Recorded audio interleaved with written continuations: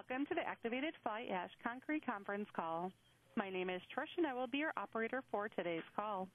At this time, all lines are in a listen-only mode. Later, we will conduct a question-and-answer session. Please note that this conference is being recorded. And I would now like to turn the call over to Mike Weber. Please go ahead. Good afternoon. I'm Michael Weber. I'm Corporate Director of Business Development and Communications for Ceratec. And I'm here to talk about an exciting topic, durable and sustainable activated fly ash cements for concrete. Just to give you a little overview of my history in the industry, I worked for my family's sand and gravel and ready-mix business through school. Went to work for them full-time after college. Realized I didn't want to be in the family business any longer and relocated to Michigan, where I went to work for Consumers Concrete, at that time that grew into being the largest ready-mix and block producer, as well as aggregate in the state of Michigan. After working there for 13 years, I went to work for one of their largest customers as Vice President of Operations, and then relocated to Chicagoland, heading up the residential program at the Portland Cement Association. After I left PCA, I ultimately started working with Dr. Peter Vanderwerf of Building Works, and then went to work with one of our largest accounts, Ceratec.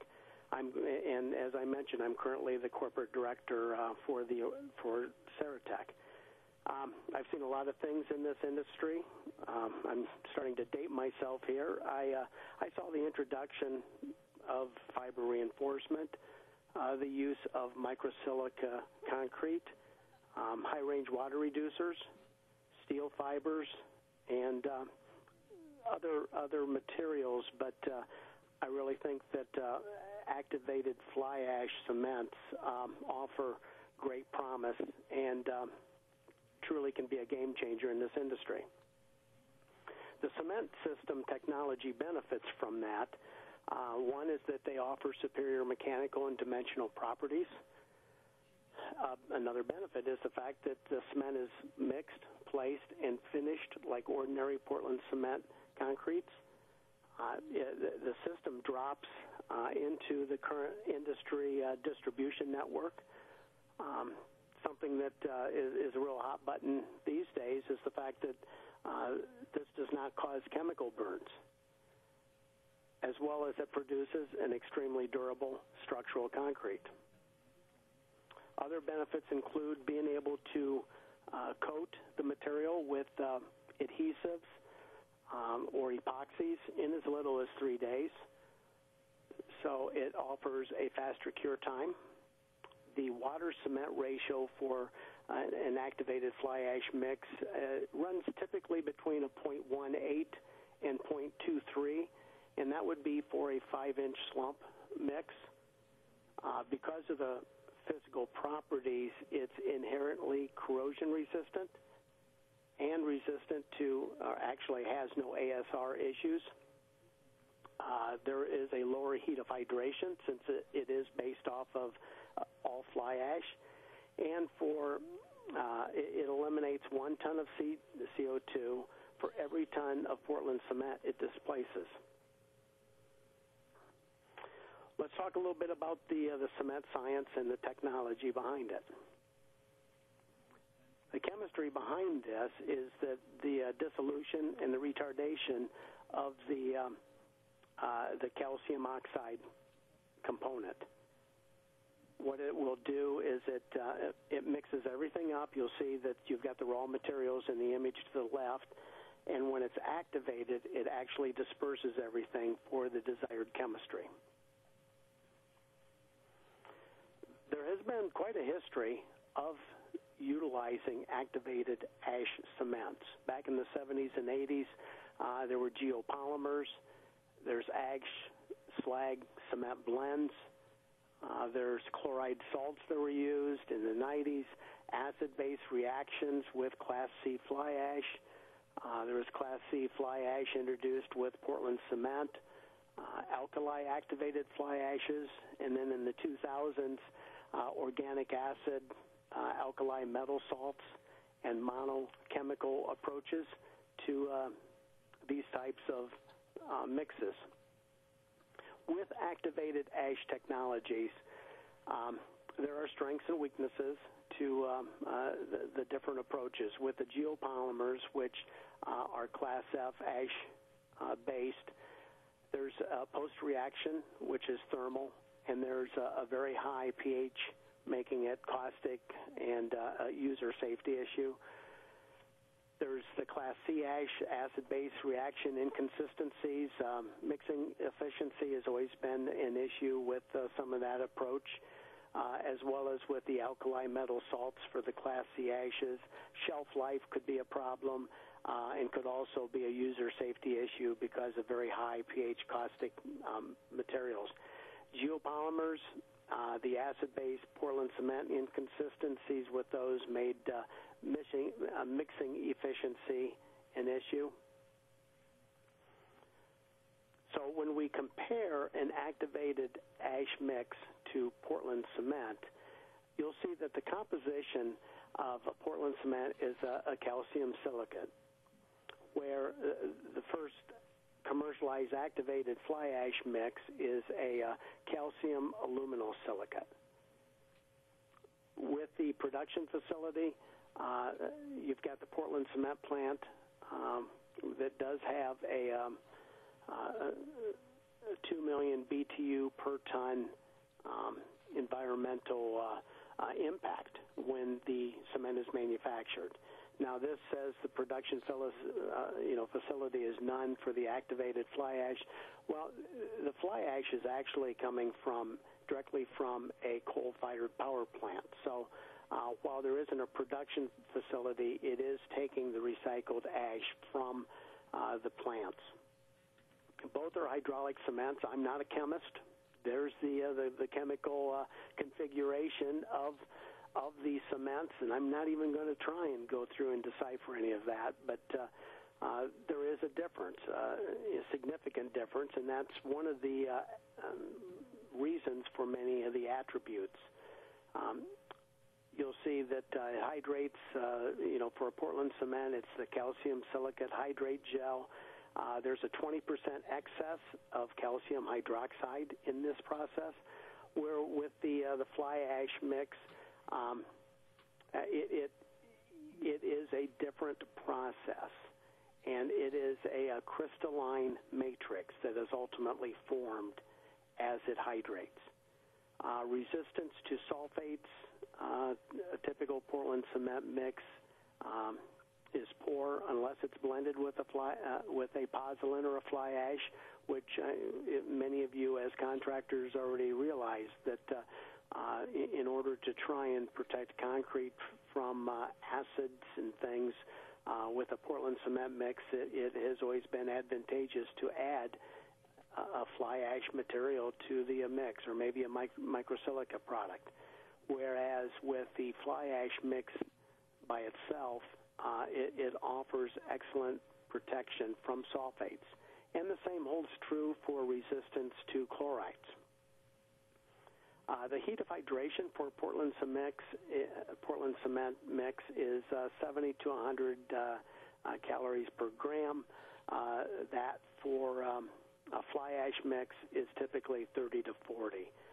You can primarily, figure about 30% decrease. And shrinkage is much less with a fly ash cement mix to a Portland. So to produce 1 ton of an activated fly ash cement, what does that mean? Well, that means taking 1,900 pounds of recycled fly ash from a coal-burning utility. There are some raw materials in a ton. As you can see in this slide, there's 20 pounds of raw material. There's 80 pounds of rapidly renewable resources. There's liquids that are blended. Those liquids become the activators and are then trucked as the fly ash is to the ready-mix concrete producer. Those are then combined and put in the truck and delivered to the construction project. This is pretty seamless. It's typically you've got the Flyash in a bulk cement silo. You've got the proprietary liquid activators. There are typically 4 liquid activators that are mixed based on the type of application that you're looking for the concrete to be exposed to. And I might add that this process meets ASTM C1157 for a hydraulic cement system, in addition to ASTM C1600. This is a pretty easy direct plug-in to existing ready-mix plant operations. Ready-mix plant operations have silos. Most of them now have silos for cement and for fly ash or other types of dry bulk materials. They're already set up with liquid activators, or I should say liquid dispensing systems. So a typical ready-mix producer is very familiar with the whole batching process, and in some instances, the reactive fly ash that I'm talking about is a Class C ash. So in many instances throughout the Midwest, the central part of the United States, the south central region, as well as throughout the southeast, many ready-mix producers already have a reactive Class C fly ash in their silos that would only require the incorporation of the liquid activators in order to produce an activated fly ash cement mixture. So let's talk about a zero-carbon, sustainable cement system that produces extremely durable, high-performance structural concretes. I mean, that's a mouthful, but that's exactly what this is, and that's one reason why I get excited about the promise that this holds to the industry. We'll cover some key performance attributes and benefits. Well, one, as many of you know, fly ash particles are much smaller than cement particles.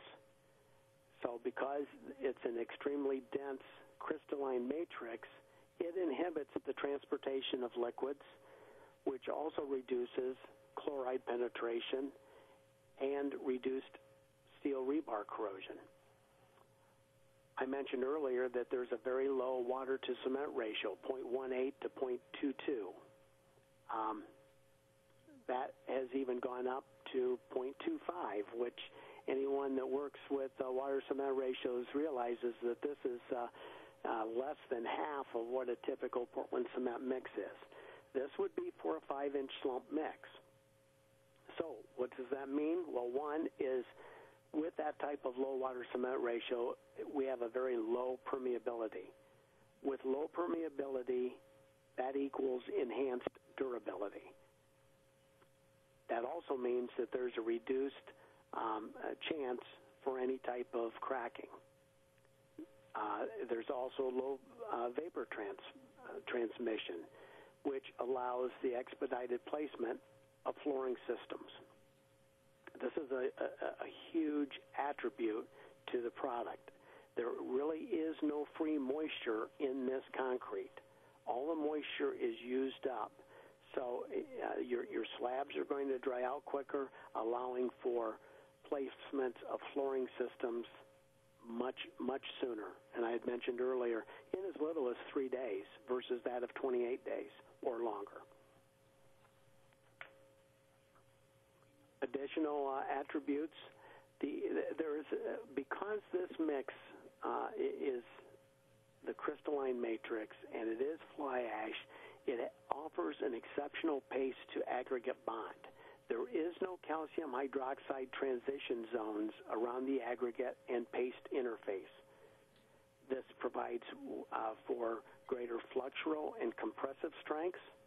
It helps reduce cracks, and it enables fast-track construction practices. Because of the specific gravity characteristics all being very similar, there is a minimal segregation in the mix. When it comes down off of the truck chute, you don't see the stones going one direction and the paste going the other direction. Everything is held together. It's a very homogeneous mix. This helps facilitate vibration. You're not going to separate things out when you put vibration to the mix. It will also help the pumpability in the mix and the mix design flexibility. You're not going to have to over-design the mix because of potential segregation. And the absence of free calcium hydroxide. This is very important aspect in many parts of the country. This prevents alkali silica reaction, ASR. So it allows for a broad choice of regional aggregates, ultimately increasing the concrete durability and the life cycle. The dimensional stability of these mixes is a 0.024 to a 0.030. It's typically less than 1/32 over 10 feet, less than 1/2 inch over 100 feet, so there is less cracking potential. You can increase your span distance. Now, does that mean I'm recommending not following standard ACI procedures? No, that's not the case. I do know, though, after being on many different job sites over the years, that sometimes ACI standards are having to be stretched just because of the layout of columns and buildings, because of the natural locations that fit with the building footprint for joint spacing. What I'm saying is that you're less likely to have additional cracking when those types of situations arise. I am not here to say that you can avoid following ACI standards. That's not the case here. But I do know that this provides opportunities for getting the best possible product for your project. There is less potential for fatigue failure. The modulus of elasticity is 0.41 to 0.51. There's a lower heat of hydration. I mentioned earlier, 30% less total heat of hydration. So for mass concrete placements, this type of mix would likely alleviate having to go with a Portland cement utilizing a very high percentage ash content replacement, which would then create situations where you would have slower set times, delaying the project. This you could use a standard mix, maintain the lower heat of hydration, and get your strengths in your anticipated time frame without delay.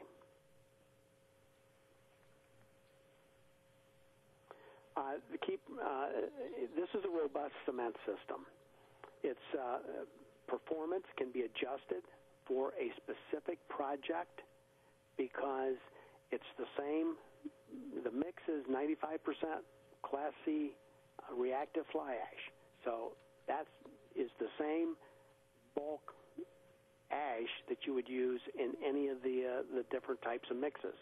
What can be changed, though, is the mix ratio of the liquid activators. There are 4 liquids that comprises an activated fly ash cement mix.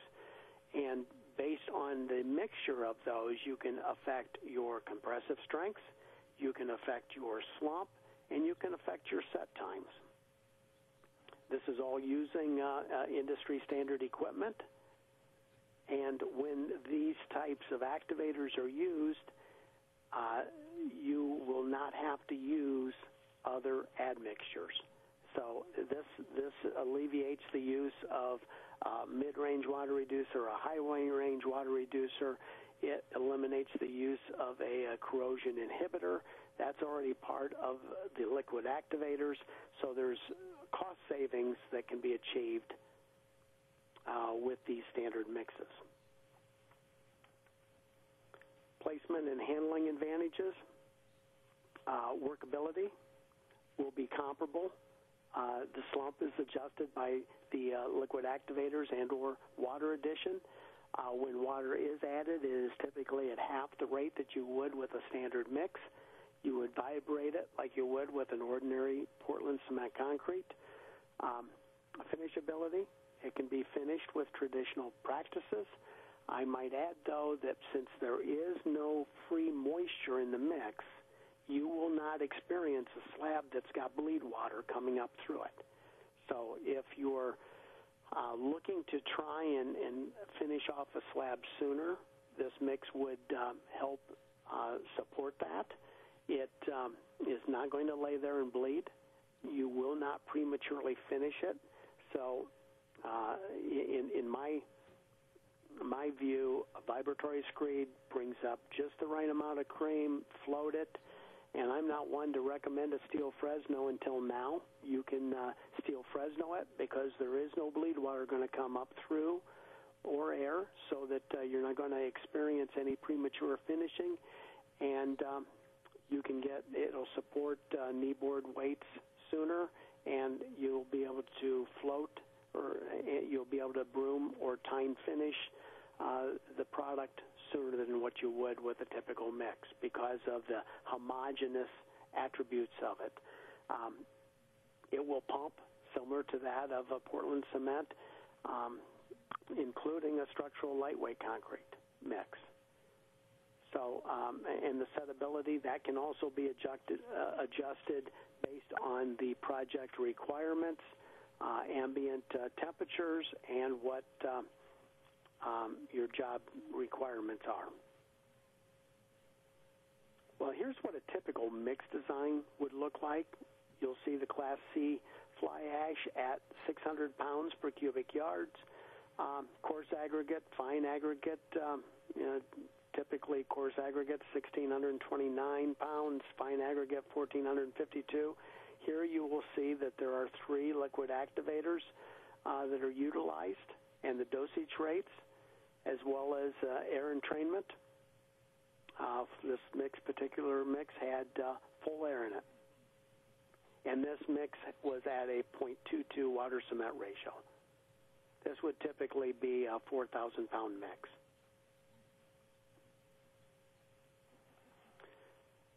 The mechanical concrete strengths and performance, and apologize, this slide's a little tough to read, but you'll see that well, you might not be able to see, but let me kind of read through some of these numbers for you. The 24-hour compressive strength is 3,187. 7-day is 6,720. 28-day is 8,326. Flexural, 24 hours, 400. 7-day, 691. 28-day, 767. The splitting tensile is 218, 605, 666 at the 28-day. Modulus of elasticities 4.1, 4.8, and 5.1. 100% freeze-thaw resistance under 300 cycles. And I do want to point out that this is a mix that has 750 pounds of cement, which is fly ash that I'm talking about, with a 0.22 water cement ratio that tested at a 5-inch slump. So this is a little different mix than what the mix design was I showed you in the previous. But it gives you an idea of what you would be able to anticipate. Now, structural performance, design efficiencies that you can achieve from this type of a concrete. Well, typically when you can start getting high strengths on a mix early in the life cycle, when you start doing your finite element analysis, you can start looking at an optimal mix design that can decrease your column size. It can reduce your shoring units, thus the whole design of it, reduce rebar. There's just a lot of advantages of using a high-performance concrete mix.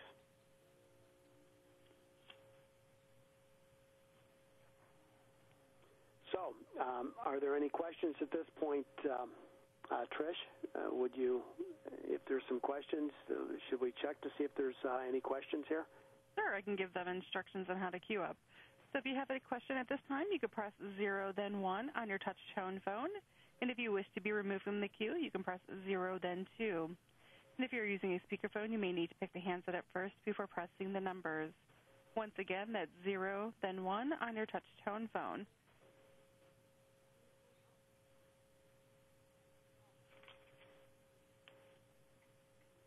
And we have no questions at this time. Okay, we'll move forward then. Let's talk a little more about flooring with an activated fly ash cement. There are limitations with Portland cement concretes just because of the actual physical characteristics of the hardened concrete. One is that a Portland cement mix provides pathways that facilitate migration of fluids and vapors. A lot of that is the bleed water that I had mentioned earlier needs to come up. It's that free moisture that's in the mix, and what that will do is it provides a capillary, and that capillary creates situations where it will take moisture back into the material. So when you've got pathways that facilitate migration of fluids and vapors, you're going to provide that pressure that can build up, and it will ultimately remove your floor topping. With an activated fly ash mix, the extremely low water to cement ratio provides a low permeability of the concrete, so it minimizes the amount of any available water that is trying to migrate through the matrix. The hydration process consumes a majority of the mixed water, so like I mentioned earlier, there is no free moisture in the mix.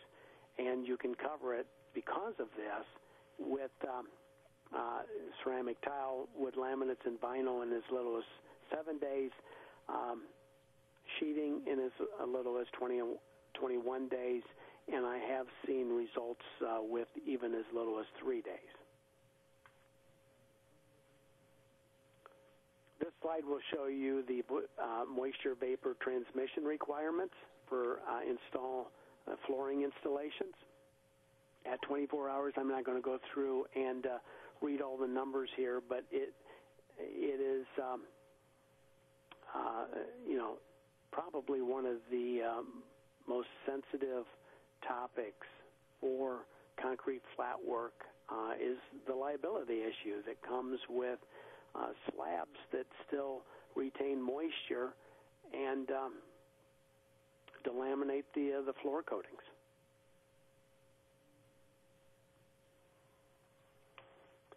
The exceptionally dense crystalline matrix inhibits the ingress of caustic and corrosive liquids. And again, it comes back to that low water cement ratio. And the fact that there's no calcium hydroxide or calcium silicate hydrates to adversely react with caustic and corrosive liquids, this provides the corrosion resistance of the mixes. Here's a slide that shows the activated fly ash concrete providing its resistance from acids. For example, when immersed for 84 days in a 67% sulfuric acid solution, the mass loss is approximately 4% for an activated fly ash mix. With a Portland cement mix, it is approximately 15%.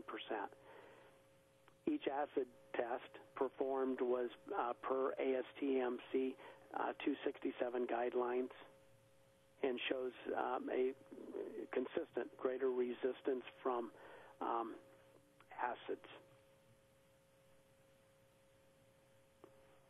This slide maybe better describes the fact, note the cutaway sections on the right-hand side of the cylinders.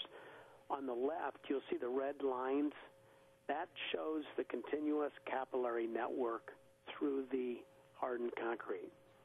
The large volume pores allow for the transport of moisture and or corrosive chemicals back into the concrete. On the right is the activated fly ash concrete mix with the discontinuous capillary network.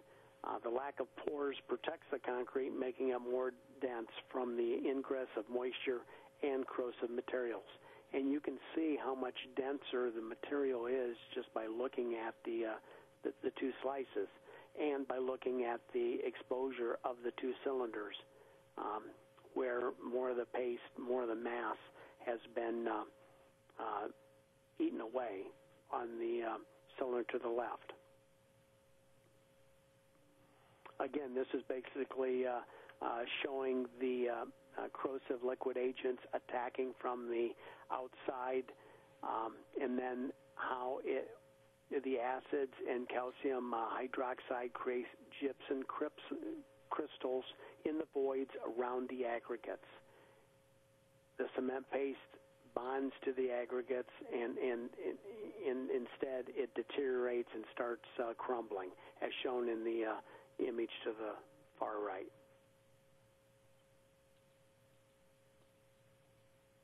Again, this is just another slide showing that attack around the aggregate.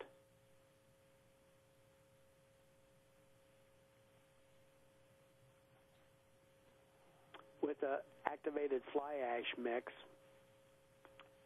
the discontinuous capillaries do not allow the ingress of the corrosive materials, the acids, or moisture from penetrating into the concrete.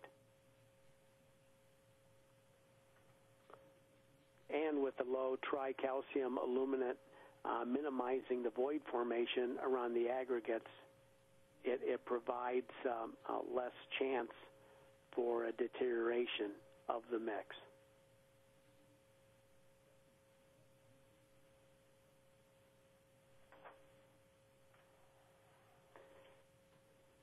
This slide's a little tough to read, but I think what you'll be able to pick up from this, just because of the colors, different acids, different percentage of acidic solutions will attack the concretes differently.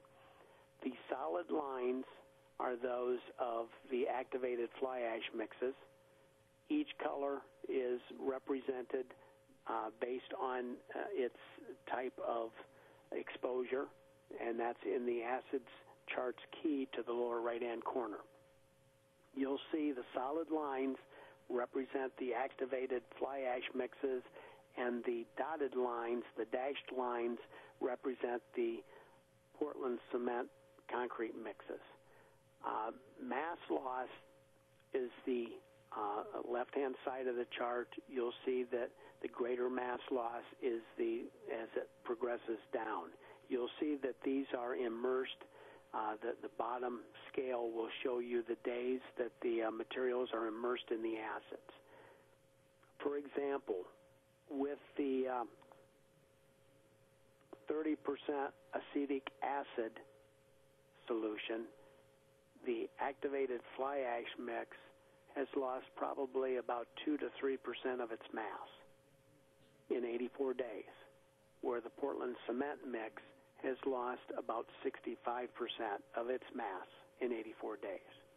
Now, different chemical exposures will attack the concretes differently, but I think you can get the idea here that there's a definite pattern where an activated fly ash mix is much more resilient against attack, mass loss, to that of a Portland cement mix.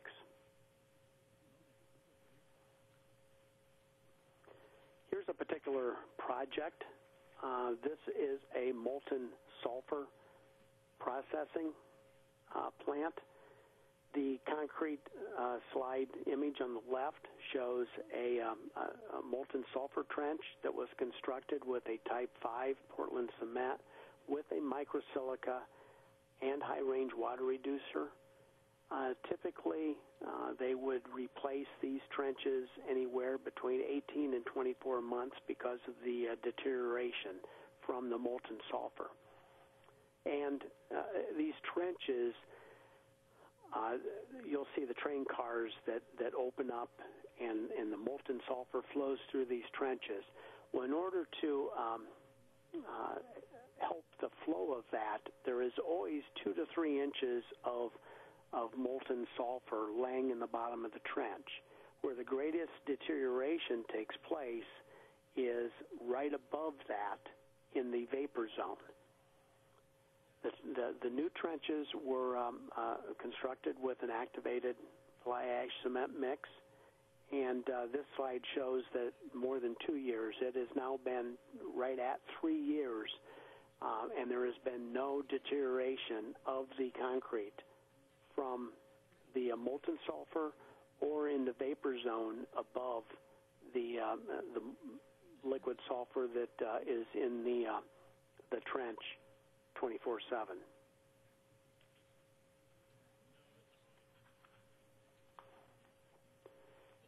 This also works well.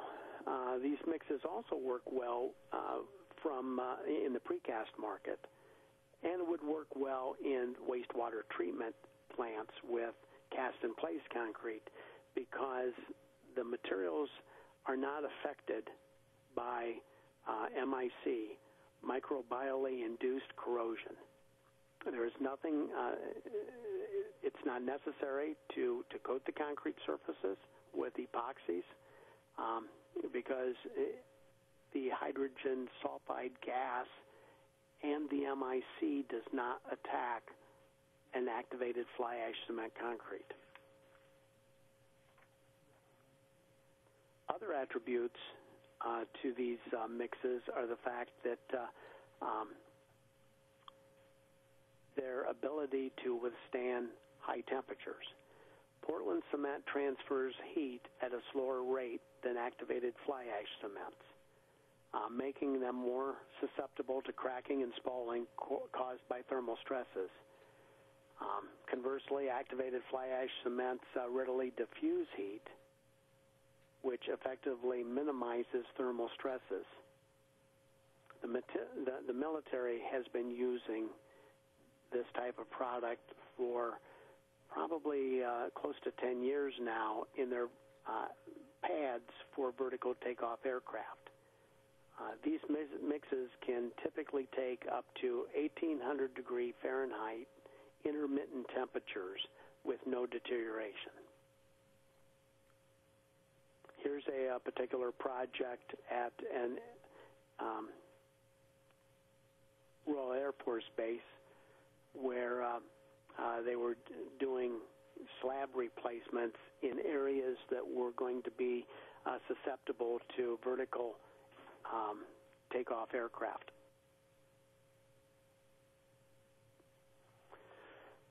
Well, let's talk about the environmental comparison. I talked about the durability, the high performance aspect. The whole fact is that this is the first green commercialized cement that's available in the marketplace.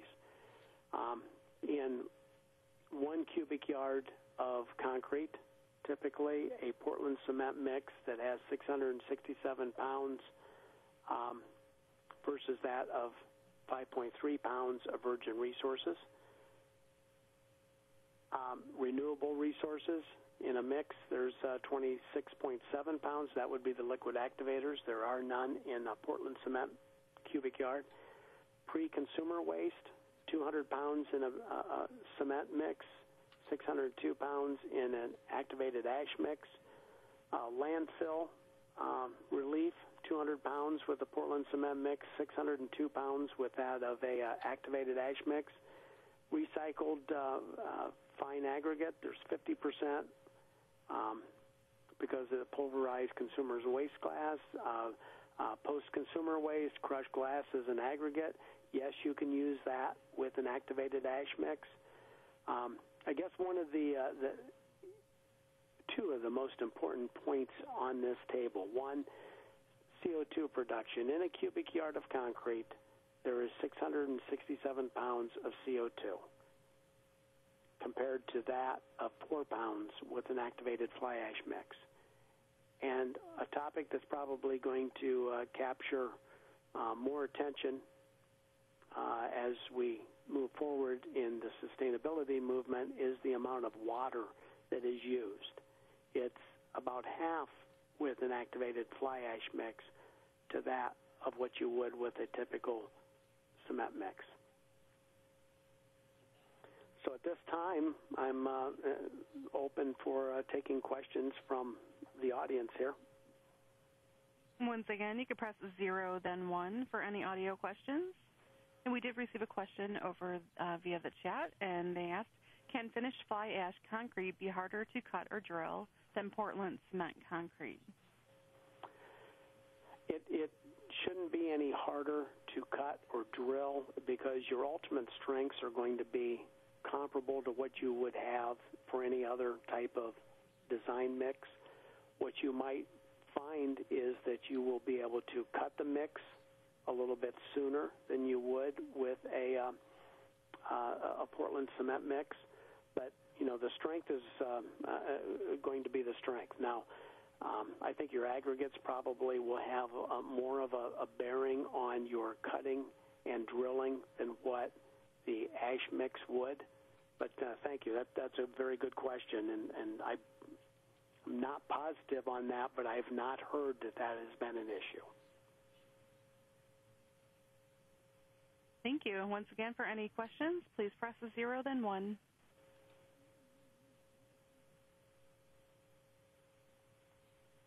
Okay, and we have a question from Randy Sweeney. Please go ahead.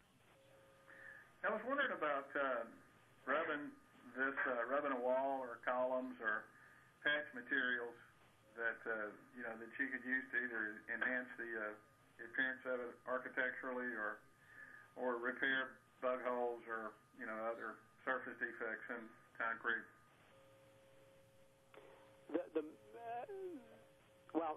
I'm with Ceratec, so I can speak at Ceratec, and there is a line of repair materials. It goes by the brand name of PaveMend, PaveMend.com is the website.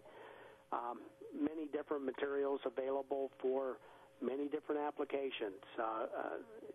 As for the architectural side of it, typically a fly ash, Class C activated fly ash is going to be more buff colored than it is gray, like you would find with a Class F ash.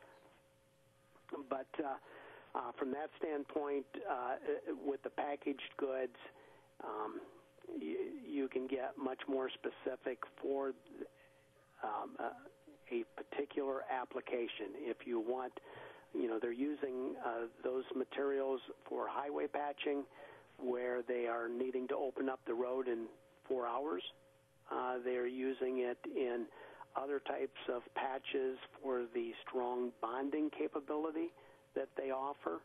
So, I guess from that standpoint, there is a large selection of products that would be, suited for different types of applications. Does that answer your question? No, I was actually talking about, repairs to surface defects in this concrete. With this concrete, I don't think it would be any different in repairing any other type of surface defects with other concretes. I would like to say that this isn't going to have the surface defects just because you're not. You're going to be less susceptible to any type of scaling from corrosive materials or freeze-thaw cycles and things. But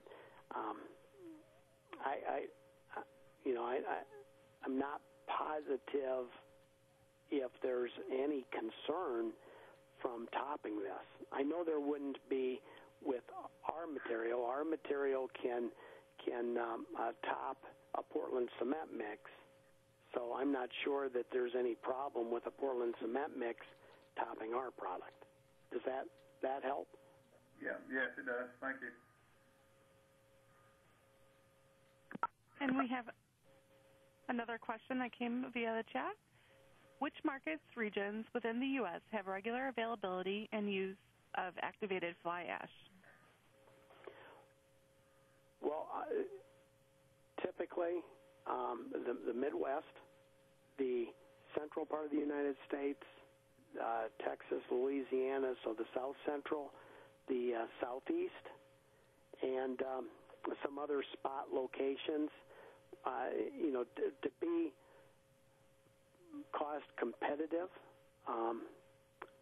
typically you need to be anywhere from 100 to 150 miles from the Class C power source or from the source of the material. So, it depends on the type of coal that is being burned, but I know throughout the Midwest, most of the producers are working with Class C ashes that are very reactive. And I know throughout the central part of the United States as well as the South, everyone's using many are using a Class C ash that is reactive. So, this is new to the market in the sense of being readily available to the ready-mix producer as a bulk product. The company I'm working for is the only company that really has unlocked the secrets to doing that. So from that standpoint, it's an easy transition if there is a project that a producer that has a Class C ash in their silo to supply a project with an activated fly ash. It's a matter of just getting the liquid activators, doing the initial design work to realize how the aggregates factor into the strength design and things. And a matter of it's not something you just call up and order and get it overnight. It's a new enough material that nobody wants to have any mistakes. So I know our company goes to the extent of trial batches and making sure that there's a comfort level for the contractor and for the producer in order to get the best possible project. Great, thank you. We have no further questions in queue. Well, I'd like to take this opportunity to thank ASCC for their webinar series and for the opportunity to talk about this exciting technology to all of you. My contact information is available through ASCC. Again, my name is Michael Weber, and I'm with Ceratec. Thank you very much. Thank you, ladies and gentlemen. This concludes today's conference. Thank you for participating, and you may now disconnect.